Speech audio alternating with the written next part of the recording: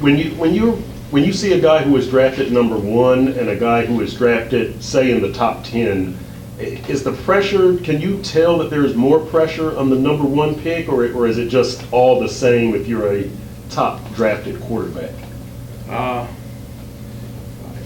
mean, some of that is hard for me because I obviously wasn't that, but just in seeing it over the years, I think there's, if you're #1, I think you have added pressure, more pressure than anybody, but really a top 10 pick where, you're all of a sudden the face of a franchise from day one, and being a team that had a top 5 or top 10 pick, maybe not necessarily going to the best team in terms of throwing a guy out there.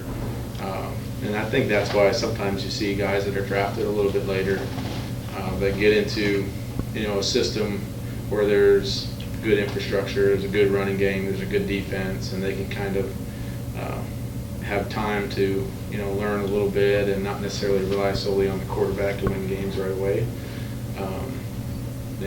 I think Russell Wilson is a great example of a guy that went to a situation, has been a really good quarterback, but certainly developed into an elite, top 5 type quarterback.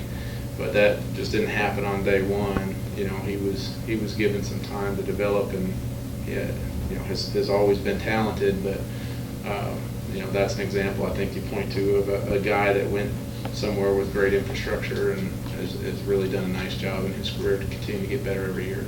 Where does the pressure manifest itself in highly drafted quarterbacks? Is it off the field? Is it on the field? Is it just everything surrounding them, the media attention?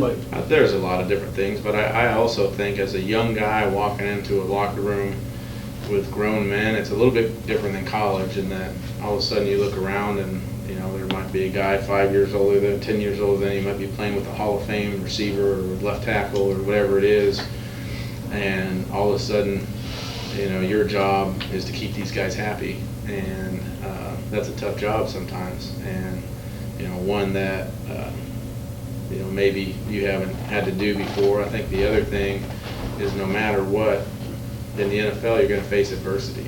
I mean, you're going to struggle, you're going to make mistakes, everything's not going to be perfect, and sometimes the #1 pick is a guy that in high school probably went undefeated, and then in college was very similar. Then you get to the NFL and there's a struggle, and you're not sure what that guy is made of in terms of something he's never faced before. And that's why I always like and enjoy kind of the stories of the struggle, the guys that haven't necessarily always had it perfect, and to see you get a glimpse and a snapshot of how they responded to those situations.